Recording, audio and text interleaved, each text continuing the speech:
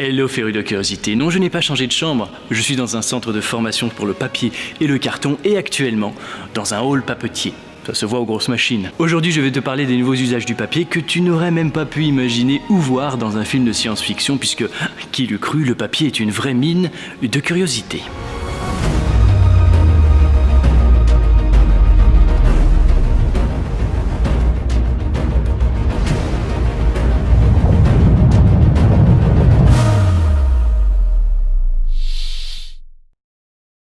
Évidemment, ces dernières années, pour créer un objet connecté, c'est pas compliqué avec tout ce que nous pondent les différents sites technologiques. Il suffit de le connecter à son smartphone et paf, ça fait un objet connecté. Et bien avec le papier, on fait déjà des trucs un peu similaires, même si tu imagines, c'est un peu plus compliqué qu'un frigo qui donne la météo ou qu'un miroir qui te dit que tu as grossi ce matin. C'est grâce à une technologie de pointe, d'une finesse et d'une légèreté qu'on peut faire tout ça, t'as pas idée, tu vas voir. Le papier peut réagir et envoyer des infos sur internet. Par exemple, imagine dans un magazine, pendant que t'es chez le dentiste, et bien tu regardes une vidéo de Romantic Time, tu mets un petit pouce bleu directement dans le papier et voilà, ça marche. Mais ça c'est pas le meilleur. Imagine, tu es sur la plage, tu lis ton magazine en buvant ton petit cocktail et puis là, au moment de tweeter sur les cheveux gras de Johnny Depp, plus de batterie. C'est que t'as un iPhone si t'as plus de batterie. Eh bien, grâce au magazine que tu lisais, tu vas pouvoir recharger ta batterie. Et oui, tu poses ton portable sur la page du magazine et avec le chargeur solaire, eh bien, par NFC, ça va t'envoyer de la batterie.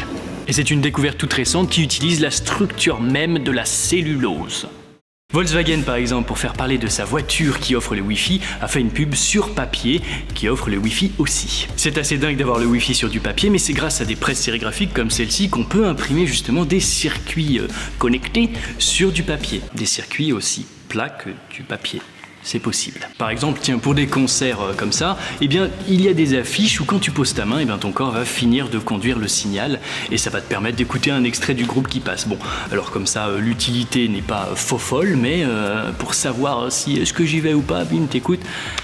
Oui, il y a YouTube aussi. Le summum du turfu, c'est qu'on peut insérer des LED microscopiques dans du papier. Alors imagine ça par exemple sur une énorme affiche ou encore mieux dans un journal façon Harry Potter ou par exemple avec le papier qui illumine ton avenir, il suffit de mettre le NFC, tu as peut-être le NFC sur ton portable, et ce du coup sans dépenser des 1000 et des cents dans des panneaux lumineux qui prennent toute la place dans le paysage, c'est pas écolo en plus. Voilà, tout là-dedans, c'est du papier, hein.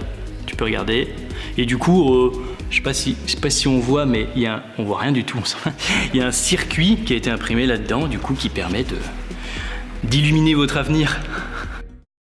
Alors peut-être que ces inventions sont un peu gadgets, mais tu vas le voir, on va passer à un côté humanitaire et ça n'a rien à voir avec ce baby-foot en carton.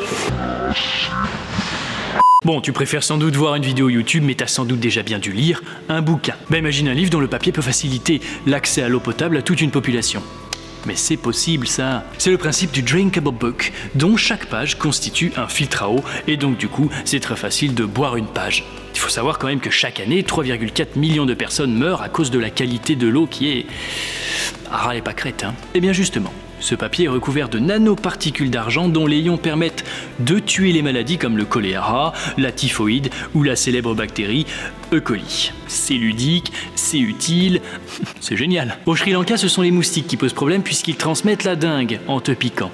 Et oui. Et du coup, pour endiguer cette maladie, qu'est-ce qu'ils ont fait? Ils ont rendu le journal le plus lu du pays anti-moustique. Quelques gouttes d'essence de citronnelle dans l'encre du journal, et te voilà tranquille. Le papier peut également venir en aide à des millions de personnes dans le monde en remplaçant un labo pour dépister des maladies. Grâce à la force centrifuge qui te permet d'essorer une salade et un papier bien spécial, tu vas pouvoir faire par exemple des tests sanguins sans les énormes machines coûteuses en électricité et en argent. Et ça, crois-moi, dans certains pays, c'est pas vraiment disponible. Mais toi qui vis en Europe ou dans une société occidentale, loin de ce genre de préoccupations, tu vas pouvoir bénéficier de ce genre d'innovation dans le papier, pour par exemple te protéger d'un maximum de méchants microbes. Ton smartphone, qui est à peu près plus dégueu que tes chiottes, mais un peu moins qu'un caddie de supermarché, eh ben il va avoir le droit à avoir son propre PQ, comme dans cet aéroport au Japon par exemple. Tu as juste à prendre une feuille et à nettoyer ton écran avec, et puis du coup, adieu traces d'oreilles, gras de doigts et autres traces du genre. Plus important encore, les emballages de ta bouffe te veulent du bien. Ce sont des petites feuilles intercalaires dans la barquette, elles vont manger littéralement les bactéries responsables d'intoxication alimentaire, alors fini le gros ver qui te bouffe de l'intérieur et qui te cloue au lit 4 jours. C'est génial. Alors je te vois venir, petit coquin d'abonné, tu penses forcément que imprimer du papier et tout, ça veut dire couper des arbres, c'est pas écolo, c'est de la merde, tu nous vends des conneries. Détrompe-toi, petit malin, le papier est issu de la biomasse qui est une ressource renouvelable recyclable et aussi la plus recyclée industriellement. Et quand sa filière de fabrication est contrôlée et éthique et aux normes, l'environnement se porte très bien. En plus, on invente tous les jours le moyen de rendre le papier un peu plus durable et écologique, comme par exemple avec ce papier journal qui permet de faire pousser des fleurs. Voilà, si ça c'est pas beau. Je sais pas toi, mais ces trucs qu'on peut faire avec le papier m'ont retourné le cerveau, comme par exemple ce que tu voyais en fond tout à l'heure. C'est un papier, hein, aux allures papier, mais en fait...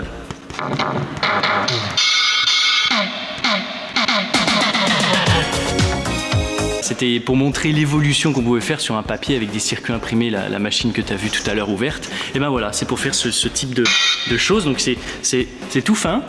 Si tout ça, ça t'a intéressé, toutes ces technologies sur le papier, eh bien tu peux en faire ton métier. Oui, c'est possible, tu vas pouvoir sauver des vies, sauver la planète, devenir un génie du papier. Et pour révolutionner notre quotidien et inventer peut-être le papier du futur, il existe des tonnes de formations différentes. Le CAP, le bac pro, le BTS, l'école d'ingé, enfin bon, accessible à tous les niveaux finalement pour peut-être toi inventer ce fameux papier du futur. Peu de gens savent que ces filières existent et c'est peut-être ta future vocation, puisque si comme moi tu savais pas quoi faire en transition de différentes études, eh bien me voilà pour t'aider. En description, tu auras des liens sur la fille forte. T'inquiète pas, on va t'aider, on va t'accompagner, main dans la main. Ce sont souvent des métiers méconnus, mais où s'épanouissent ceux qui font preuve d'ingénierie bien sûr, mais surtout de curiosité.